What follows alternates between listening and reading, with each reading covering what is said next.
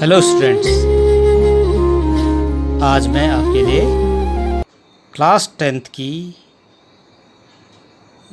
गणित की नई एक्सरसाइज लेके आया हूँ। इसमें हम सबसे पहले एक्सरसाइज में निर्देशांक ज्यामिति के बारे में समझेंगे, जो इस प्रकार से है। जो निर्देशांक ज्यामिति है, ये जो है रेनी देकार्ते निर्देशांक ज्यामिति के जन्मदाता माने जाते हैं। इसमें निर्देशांक ज्यामिति का जो तल है उसे कार्तीय तल कहते हैं। ये जो तल होता है यह दो प्रकार के अक्ष, एक तो एक्स अक्ष होता है, दूसरा वाई अक्ष होता है, इससे बना होता है। तो जिस तल पर एक्स अक्ष और वाई अक्ष स्थित होते हैं वह कार्तीय तल कहलाता है। एक्स अक्ष को भुज तथा वाई अक्ष को कोटि कहते हैं। इसे युग्म ए कॉमा बी से प्रदर्शित करते हैं, जिसमें ए जो है भुज हो गया और बी क्या हो गया, कोटि हो गया। कहने का मतलब है, यदि ए कॉमा बी के रूप में कोई भी आपके पास युग्म दिया हुआ है तो उसमें जो ए जो है एक्स अक्ष को प्रदर्शित करेगा और वाई अक्ष को बी प्रदर्शित करेगा। इसमें आप देख रहे हैं, इसमें चार चतुर्थांश होते हैं। प्रथम चतुर्थांश, द्वितीय चतुर्थांश, तृतीय चतुर्थांश और चतुर्थ चतुर्थांश। तो इनमें जो है चिन्हों का जो वितरण होता है इस प्रकार से होता है। प्रथम चतुर्थांश में सभी कोऑर्डिनेट, आपके कोऑर्डिनेट क्या होते हैं, प्लस होते हैं। एक्स और वाई के जो निर्देशांक होंगे वो धनात्मक होंगे। दूसरे में एक्स के तो ऋण होंगे और वाई के धन होंगे। तीसरे चतुर्थांश में दोनों ही ऋणात्मक होंगे। एक्स अक्ष का चतुर्थांश, एक्स अक्ष का निर्देशांक और वाई अक्ष का निर्देशांक दोनों माइनस होंगे। चौथे में एक्स तो प्लस होगा और वाई क्या हो जाएगा, माइनस होगा। तो इस प्रकार से भी हम कह सकते हैं कि इस मूल बिंदु से दाएं तरफ जो है वो एक्स अक्ष के निर्देशांक धनात्मक होंगे, ठीक है, और बाएं तरफ एक्स अक्ष के निर्देशांक ऋणात्मक होंगे। ऊपर की ओर वाई के निर्देशांक धनात्मक होंगे, देख रहे हैं आप, और नीचे की तरफ ऋणात्मक होंगे। इस तरह से भी इसको हम समझ सकते हैं। एक्स अक्ष पर y का जो निर्देशांक होगा वो 0 होगा और इसी प्रकार y अक्ष पे x अक्ष का निर्देशांक 0 होगा। x अक्ष और y अक्ष जिस बिंदु पर कटता है उसे मूल बिंदु कहते हैं और यह मूल बिंदु 0,0 होता है। यहाँ पर x का कोऑर्डिनेट भी 0, y का कोऑर्डिनेट भी 0, इसको मूल बिंदु कहते हैं। हम जब भी माप स्टार्ट करेंगे तो यहीं से इसको प्रारंभ करेंगे, ठीक है। इसमें कुछ और चीज़ ध्यान देने वाली बातें जो है, एक तो इस चीज़ का ध्यान रखेंगे, जो दूरी ली जाएगी हमेशा धनात्मक ली जाएगी और निर्देशांकों का अंतर एक ही क्रम में लिया जाएगा। अगर आप देखें इसमें तो x1 और y1, x2 और y2, अगर इनके बीच की दूरी हमें निकालनी है तो इसके क्रम को हम इसी तरह से लिखेंगे, x2 माइनस x1 का whole square plus y2 minus y1। क्रम का मतलब ये है कि आप ऐसा नहीं करेंगे कि x2 माइनस x1 यहाँ y1 माइनस y2, ठीक है। अंतर तो कुछ नहीं आएगा, स्क्वायर है, उसकी वजह से तो पॉजिटिव तो होना ही है, प्लस धनात्मक तो होना, लेकिन एक क्रम आपने इसको लेना है। तो अगर हम दो बिंदु लें a और b, a के निर्देशांक x1, y1, कहने का मतलब x अक्ष की दूरी x1 मूल बिंदु से और y अक्ष में जो है इसकी दूरी y1 है।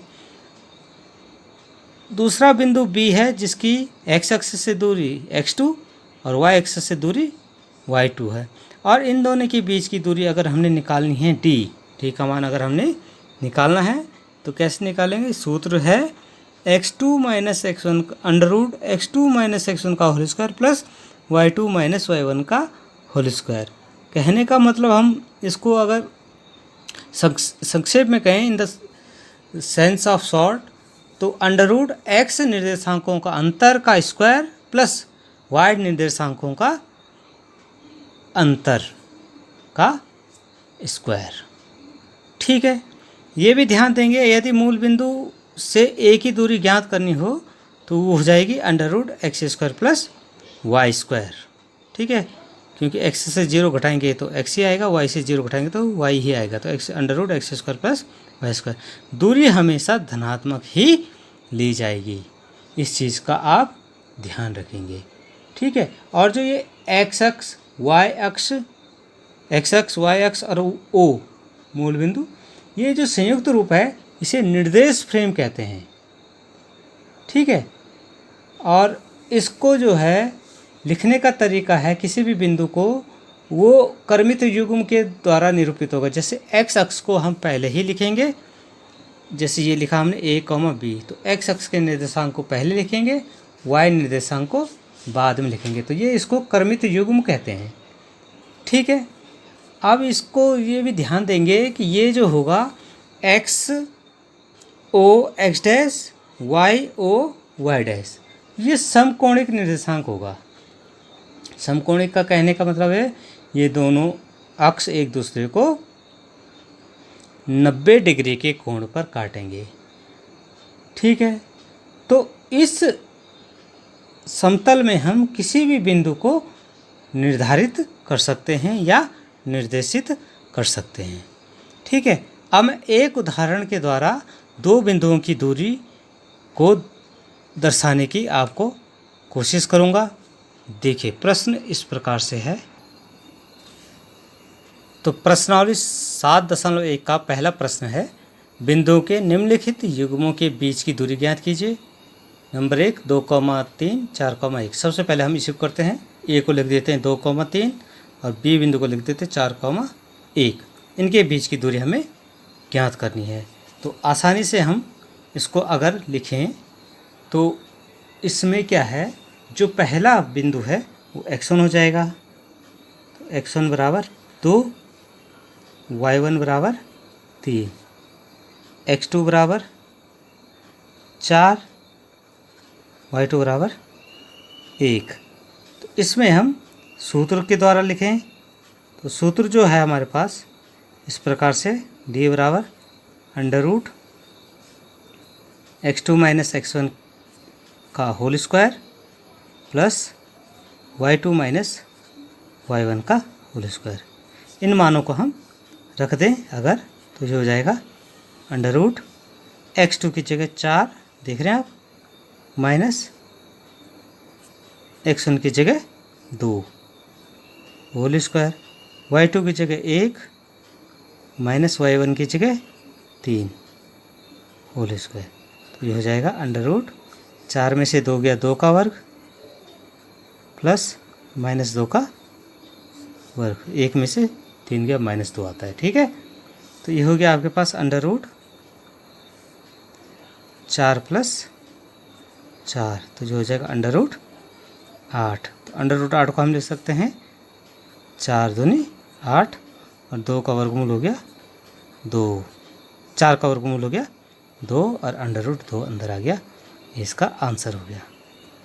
तो इसका मतलब इन बिंदुओं के बीच की दूरी 2√2 आई है। तो इसके लिए थोड़ा सा एक शॉर्टकट तरीका मैं आपको बताऊं। आपको क्या करना है, पहले निर्देशांक से पहला निर्देशांक घटाना है, माइनस दूसरे निर्देशांक से दूसरा निर्देशांक घटाना है। तो ये भी आपको आसान लगेगा। देखिए, 4 में से 2 गया, 1 में से 3 गया, इसका स्क्वायर कर दीजिए, आप आराम से इसको सॉल्व कर सकते हैं। ठीक है, अब मैं इसमें अगर दूसरा प्रश्न लूँ, दूसरा प्रश्न है, ठीक है, वो आपके पास दिया हुआ है। तो इसमें जो है एक बिंदु आपके पास ए और दूसरा बिंदु बी है। ए के निर्देशांक है -7 और बी के निर्देशांक है -1,3 और इनके बीच की दूरी हमें निकालनी है। ठीक है, तो हम यहाँ पे सीधे सूत्र लिख दें। ठीक है, सूत्र लिख दें या आप इनके मान लिख दें। तो x1 बराबर -5, y1 बराबर 7, x2 बराबर -1, y2 बराबर 3। ठीक है, तो d का जो मान होगा वो हम किस प्रकार से लिखेंगे, यहाँ पे देखेंगे आप। d बराबर जो सूत्र है, बीच की दूरी का सूत्र, d बराबर √x2 - x1 का whole square plus y2 - y1 का होल स्क्वायर। तो इसमें हम आपकी ये वैल्यूज रख देते हैं। तो यहाँ पे देखिए x2 मीन्स -1, तो हम बड़े ब्रैकेट में स्टार्ट करते हैं। इसको देखना, -1 - x1 -5, ये आपका होल स्क्वायर हो गया, प्लस y2 - y1 3 - 7 का होल स्क्वायर।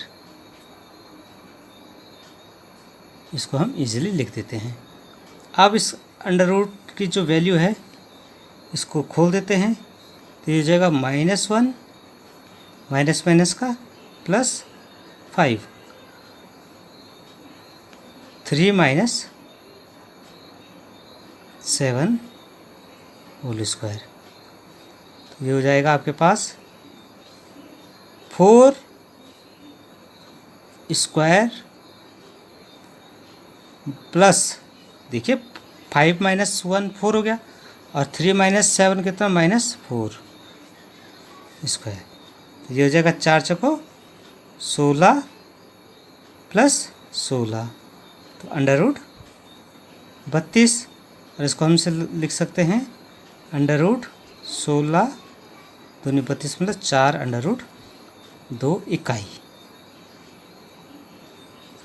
आंसर।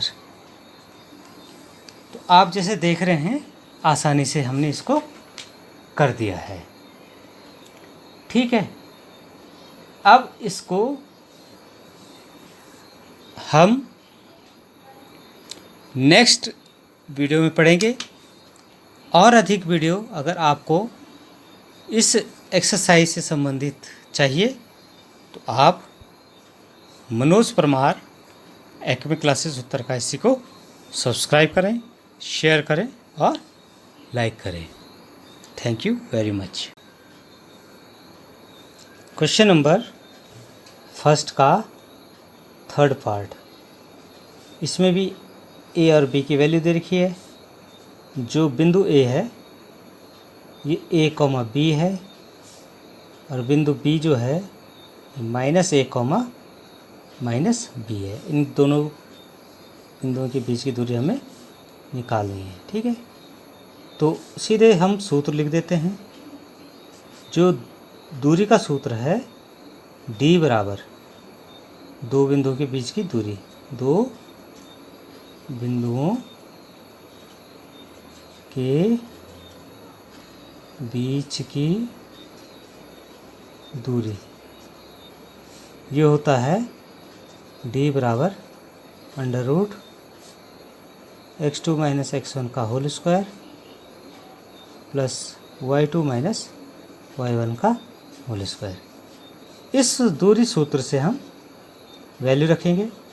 तो जैसे मैंने बताया, अगर आपको सूत्र याद भी नहीं है तो आप ऐसा भी लिख सकते हैं, पहला माइनस पहला निर्देशांक, देखिए -a, दूसरा माइनस दूसरा निर्देशांक।